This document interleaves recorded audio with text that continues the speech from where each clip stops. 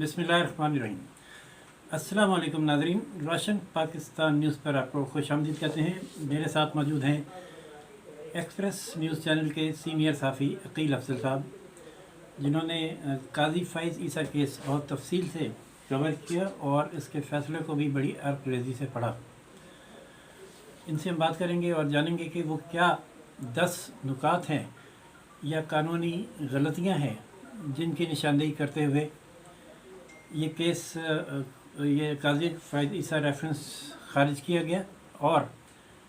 ये क्यों कहा गया कि ये मेला फेडे यानी बदनीयती मेला फेडी ऑन लॉ थी, ऑन फैक्ट नहीं थी। क्या सुप्रीम कोर्ट ने हुकूमत को ये बात कहकर NRO दिया है? क्योंकि अगर मेला फेडी ऑन फैक्ट कोर्ट कह देती तो फिर हुकूमत के लिए बहुत सारी मुश्किलात पेश हो आ सकती थी और आगे चलना मुश्किल हो जाता। उसी के साथ इस फैसले के ख़िलाफ़ एक रेफरेंस जो पहले से बार कौंसल ने, जस्टिस काजी फ़ाइज़ ईसा ने और उनकी अहलिया ने दायर कर रखा था, उसकी भी अब कल समाअत होनी है। उसका क्या मुस्तक़बिल होगा, इस पर हम बात करेंगे। अकील अफजल साहब, welcome to Roshan Pakistan news. Aqeel Afzal साहब, पहले वहीं से शुरू करते हैं कि वो क्या 10 कानूनी गलतियाँ हैं जिनकी निशानदेही करते हुए रेफरेंस खारिज किया गया। राशिद साहब, वो रेफरेंस के अंदर जो मुख्तलिफ जस्टिस काजी फ़ाइज़ ईसा साहब की जानिब से जो मुख्तलिफ पॉइंट्स उठाए गए थे, उसको उन सब का जायज़ा लेने के बाद सुप्रीम कोर्ट ने 11 नुकात निकाले जिनकी बुनियाद के ऊपर वो रेफरेंस को खारिज कर दिया गया जी। उस नुकात के अंदर सबसे पहला जो नुक्ता ये था कि इस रेफरेंस के लिए जो तहकीकात की गई वो इसकी इजाज़त प्राइम मिनिस्टर या प्रेसिडेंट से नहीं ली गई। अब उसके लिए एक वज़ीर कानून से इजाज़त ली गई, तो सुप्रीम कोर्ट ने ये एक रूल सेटल कर दिया है समझने के इस फैसले के बाद कि कोई भी आइंदा कोई मिनिस्टर होगा, लॉ मिनिस्टर होगा, उसके पास ये इख्तियार नहीं कि वो आला अदलिया के जज के हवाले से तहकीकात का हुक्म दे सके। ये रूल सुप्रीम कोर्ट ने तय नहीं किया कि आइन में मेंशन है, ये इख्तियार सिर्फ सदर का है। लेकिन अब उसके ऊपर सुप्रीम कोर्ट का फैसला आ गया ना। देखिए, आइन तो पहले भी था, इंटरप्रेट हो गया, कानून पहले भी था, अब इंटरप्रेट हो गया। दूसरा उसके अंदर जो नुक्ता उठाया गया वो नुक्ता ये उठाया गया कि इस हवाले से जो टैक्स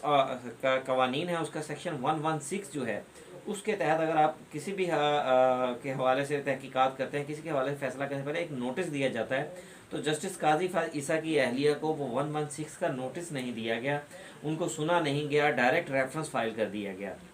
अब उसके अंदर जो तीसरा नुक्ता उठाया गया था, तीसरा नुक्ता ये है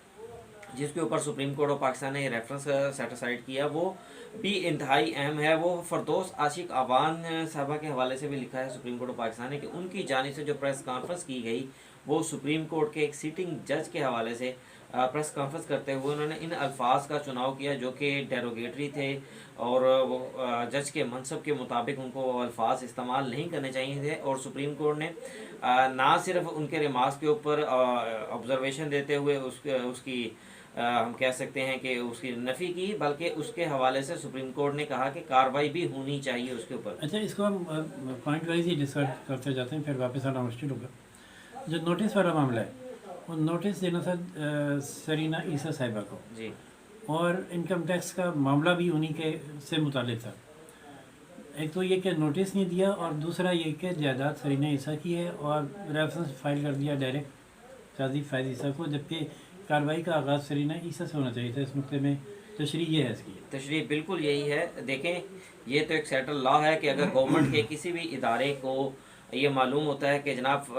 सरीना ईसा एक कोई नेम है, उसके ऊपर एक प्रॉपर्टी है जो कि किसी भी जगह पर डिस्क्लोज नहीं की जा रही, तो उसके लिए जो सबसे पहला असूल जो है जी के साहब, हम थे दूसरे पॉइंट की तशरीह की। तीसरा नुकता ये था फरदौस आशिक अवान साहबा की प्रेस कॉन्फ्रेंस, तो क्या वो प्रेस कॉन्फ्रेंस पे मैं बाद में तबसरा करूँगा। अगला पॉइंट क्या था? देखें, इसमें जो अगला पॉइंट था जस्टिस काजी फ़ाइज़ ईसा की रेफरेंस के हवाले से क्वैश करने का, वो उन्होंने एक और चीज़ भी सुप्रीम कोर्ट ऑफ पाकिस्तान ने कहा कि क्योंकि जो इस हवाले से जो तहकीकात की गई हैं उसमें जो सदर पाकिस्तान ने अपना माइंड अप्लाई नहीं किया। ठीक है, माइंड अप्लाई करने से मुराद ये है कि सदर पाकिस्तान पाबंद नहीं है कि अगर उनके पास हुकूमत कोई रेफरेंस भेजे तो वो as it is post master वाला उनका किरदार नहीं है ये, बल्कि जस्टिस काजी फ़ाइज़ ईसा की जो एप्लीकेशन थी, जो उनकी درخواست تھی، اس کے اندر بھی یہ پوائنٹ اٹھایا گیا تھا کہ صدر پاکستان نے اپنا انڈیپینڈنٹ مائنڈ اپلائی کرنا تھا، شواہد کا جائزہ لینا تھا قانون کے مطابق، اور اس کے بعد اگر ریفرنس بنتا تھا تو وہ فارورڈ کرتے، ورنہ وہ پرائم منسٹر کو واپس بھیجتے کہ بھئی یہ ریفرنس آپ کی جانب سے نہیں بنتا۔ پھر اس کے ساتھ ساتھ ایک اور نقطہ جو اٹھایا گیا، وہ نقطہ یہ اٹھایا گیا کہ صدر پاکستان نے کو جو رائے دی گئی بیرسٹر فروغ نسیم صاحب کی جانب سے اور جو شہزاد اکبر صاحب کی جانب سے، وہ رائے کے اوپر انہوں نے کسی بھی تھرڈ پارٹی کی انڈیپینڈنٹ اوپینین نہیں لی، لیگل اوپینین صدر نے نہیں لی۔ ان کو انڈیپینڈنٹ لیگل اوپینین لینی چاہیے تھی، کیونکہ ظاہری بات ہے صدر پاکستان خاص طور پہ جو اسی کو مائنڈ اپلائی کرنا کہتے ہیں، جی اسی کو مائنڈ اپلائی کرنا کہتے ہیں کہ موجودہ اگر ہم دیکھیں تو وہ اس طرح وکیل بھی نہیں ہے، وکالت سے ان کا کوئی تعلق بھی نہیں ہے، تو اگر کوئی وکیل ہوتے تو ہم کہہ سکتے تھے کہ شاید وہ خود سوچا ہے، خود سے وکیل لے لی ہے۔ اور یہ بڑا اہم نقطہ ہے کہ صدر پاکستان کے پاس اگر کوئی بھی اپیل یا اوپینین جاتی ہے تو ان کے پاس ایک پوری ٹیم ہوتی ہے، وہ ان سے اپنی ٹیم سے ہی اوپینین لے لیتے اور اوپینین لینے کے بعد اس کے اوپر اپنی رائے دیتے اور پھر اس کے بعد فارورڈ کرتے۔ ٹھیک ہے جی۔ اچھا، اس کے بعد ایک نقطہ اس میں یہ بھی اٹھایا گیا کہ جو حقائق اس کے اندر بیان کیے گئے ہیں مختلف، وہ حقائق بھی اس طرح درست نہیں تھے، کہ مثلا جسٹس قاضی فائز عیسیٰ کے اوپر منی لانڈرنگ املاک ایکٹ کی خلاف ورزی کا الزام لگایا گیا، لیکن وہ جو الزام تھا اس کے حوالے سے سپریم کورٹ پاکستان نے کہا کہ کوئی بھی شواہد جو تھی وہ حکومت نہیں دے سکی کہ جسٹس قاضی فائز عیسیٰ نے منی لانڈرنگ کی۔ اور اگر اس پوائنٹ کو ہم تھوڑا سا بیک گراؤنڈ میں دیکھیں تو سپریم کورٹ نے اپنے فیصلے کے اندر آملہ ایکٹ کو کافی تفصیل کے ساتھ ڈسکس کیا ہے، اور اس میں بتایا ہے کہ منی لانڈرنگ کے لیے آپ کو باقاعدہ شواہد دینے ہوتے ہیں، صرف یہ نہیں کہہ دینا ہوتا کہ اس شخص نے پیسے باہر بھیجے ہیں بس بھی بات ختم ہوگی۔ آپ کو بتانا ہوگا کہ کون سی ٹرانزیکشن ہوئی ہے، کون سے پیسے باہر گئے ہیں، کتنی اماؤنٹ تھی، کس ڈیٹ کو وہ باہر گئی ہے، وہ اس کے بعد پھر اس کو دیکھا جاتا ہے کہ آیا اس ڈیٹ میں وہ پراپرٹیز لی گئی ہیں، اس ڈیٹ کے پھر ان کو میچنگ کرنے کے بعد ہی کوئی فیصلہ سپریم کورٹ پاکستان دے سکتی تھی۔ جی، اور ویسے بھی ایک لا یہ بھی ہے کہ جو انویسٹیگیشن آپ کر سکتے ہیں وہ ایک سرٹن پیریڈ سے ہے، اس سے پہلے نہیں جا سکتے۔ ایسا وہ بالکل یہ قانون 5 سال کا تھا کہ 5 سال سے پیچھے جو ہے انویسٹیگیشن نہیں ہو سکتی یہ ٹیکس کے معاملات میں، لیکن جو پچھلے 2 سال سے ہمارے ملک کے اندر ہو رہا ہے، ہم تو یہی کہیں گے، یہاں سپریم کورٹ کی جانب سے جو فیصلے دیے گئے ہیں، جیسا سابق پرائم منسٹر نواز شریف کے کیس میں بھی فیصلہ دیا گیا، اس میں ان رولز کو بائی پاس کر دیا گیا، ختم کر دیا گیا، جو مرضی کہہ لیں آپ۔ شاید عام شخص کے لیے تو یہ رول اپلائی کرتا ہو جب وہ ٹیکس کے اندر اپنے معاملات لے کر جاتا ہے، لیکن جب کسی عوامی عہدے دار کا معاملہ آتا ہے تو میرے خیال سے سپریم کورٹ نے یہ رول سیٹ کر دیا ہے کہ عوامی عہدے دار کے لیے 5 سال والا رول اپلائی نہیں ہوگا، کیونکہ نواز شریف کیس میں بھی یہی فیصلہ دیا گیا، جسٹس قاضی فائز عیسیٰ کیس میں بھی اسی طرح کی فیصلہ دیا گیا، بلکہ ڈائریکشن دی گئی کہ وہ جو پراپرٹیز آپ نے خریدی ہیں وہ جا کر بتا دیں کہ بھائی کہاں سے خریدی ہیں۔ سرینا عیسیٰ سے کہا گیا کہ وہ ایف بی آر میں جا کر جواب دے، اس کے اوپر پورا ایف بی آر لیکن اس کا اطلاق غالباً اصغر خان کیس میں بہت بخوبی ہو رہا ہے، جس میں خود آئی ایس آئی نے یہ الزام عائد کیا کہ انہوں نے سیاستدانوں کو پیسے بانٹے اور اس میں اپنا ایفیڈیوٹ بھی دیا۔ اچھا راشد صاحب، دلچسپ بات یہ ہے کہ اصغر خان کیس جو ہے وہ ٹیکس کا مسئلہ نہیں تھا، ٹیکس کا نہیں تھا، لیکن ٹیکس کے حوالے سے قانون ہے اس میں کہ ٹیکس اتھارٹیز 5 سال سے پرانا ریکارڈ نہیں دے سکتی، لیکن وہ تو ایک بینکنگ ٹرانزیکشنز تھیں، وہ تو لین دین کا معاملہ تھا، لوگوں سے آپ نے انویسٹیگیٹ کرنا تھا کہ بھائی پیسے کہاں گئے، پیسے کس نے لیے، کس نے دیے، لیکن اس کیس کے اندر ایف آئی اے نے ہاتھ کھڑے کر کے بار یہ رپورٹ جمع کروائی کہ بھائی ہم سے نہیں ہو رہا، ہماری جان چھوڑیں، اس کو بند کر دیں۔ اس میں کلیئر کٹ یہ کہا گیا ہے کہ ہمیں ریکارڈ نہیں مل رہا، 30 سال پرانا کیس ہے۔ ایک طرف میں اب یہ ٹائم پیریڈ کی بات کر رہا ہوں، اور اداروں سے ریکارڈ نہیں مل رہا، جو یہاں پرائیویٹ شخصیات سے کہا جاتا ہے کہ آپ ریکارڈ دیں، پابند ہیں ریکارڈ رکھنے کے، یہاں ایک پوتے سے کہا جا رہا ہے کہ وہ اپنے دادے کا زمانے کا ریکارڈ لکھے۔ یہ بات بالکل ٹھیک ہے۔ اچھا، وہ یہ ہو گیا پوائنٹ، ایک یہ ہو گیا، یہ ہوئے ہمارے پاس 6 پوائنٹ یا 7 ہوئے، نہیں میرے خیال سے زیادہ ہو گئے ہیں۔ اچھا، وہ گنے بغیر بتائیں آپ نے۔ تو اس میں یہ اچھا، جب یہ بات کرتے ہیں کہ یہ میلافیڈی آن لا ہے، تو جو فردوس عاشق خان کی پریس کانفرنس ہے وہ تو کسی قانون کے تحت نہیں ہوئی، اس میں تو میلافیڈی آن لا نہیں آتا، صاف کلیئر کٹ سامنے میلافیڈی آن فیکٹ ہے وہ۔ اسی طرح وہ صدر کا انڈیپینڈنٹ مائنڈ اپلائی نہ کرنا اور کسی वकील से राय ना लेना भी मेलाफेडी ऑन, मेरे ख्याल में तो ऑन फैक्ट है। फिर ये कि जो लोग रेफरेंस बना के भेज रहे हैं, जितने खूबसूरत और स्ट्रॉन्ग आर्गूमेंट फ़रोग नसीम ने इस केस में की, वो इतना काबिल वकील मेरा नहीं ख्याल कि उसको ये आइन का तकाजा मालूम ना हो कि भाई ये रेफरेंस उनके मशवरे से नहीं बल्कि सदर या वज़ीर आज़म की इजाज़त से ये मशवरे से जाएगा। ये भी मेरा फाइडी ऑन फैक्ट बनती है। मैं ये समझता हूँ कि इस केस में अदालत ने जहाँ न सिर्फ काजी फायद ईसा को बचाया है, क्योंकि मेलाफाइडी का आंसर शामिल के बगैर तो रेफरेंस कॉश नहीं हो सकता था, इसलिए उसको मेलाफाइडी ऑन लॉ कहकर हुकूमत की ये जो शख्सियात हैं, सदर, वज़ीर आज़म, फ़रोग नसीम, शहजाद अकबर, इनको बचा लिए। क्या समझते हैं? देखिए, एक NRO टाइप या नजरिया ज़रूरत के तहत दिया गया। मैं अगर अपनी राय दूं तो राशिद साहब, मैं बिल्कुल इसी से इत्फाक करता हूं कि बदनीति होती है, चाहे वो कानून से रूगर्दानी करके की जाए या चाहे आप हकायक के ऊपर की जाए। ठीक है, ये उसको बदनीति ही कहा जाएगा। लेकिन इस केस में एक इशू ये था कि दूसरी जानब प्रेसिडेंट थे पार्टी, अगर उनके हवाले से कह दिया जाता है कि ये बदनीति है, तो फिर सुप्रीम जुडिशल काउंसिल के जो कवानीन हैं उसमें ये देखना पड़ेगा कि उसमें ये भी है ऑप्शन कि अगर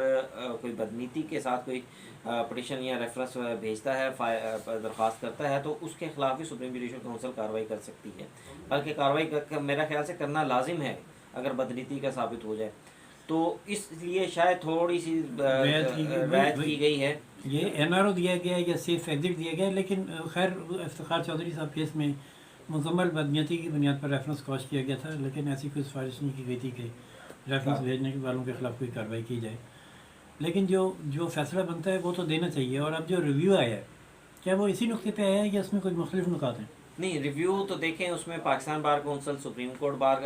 court bar, justice Qazi Faez Isa, Sarina Isa और जितनी भी बार काउंसिल थे उनकी जानिब से किया गया। जो बार एसोसिएशन हैं उनका तो सीधा मौक़िफ़ ये है कि जो मामला FBR को भिजवाया गया है वो नहीं भिजवाया जा सकता। वो बेसिकली सुप्रीम कोर्ट ने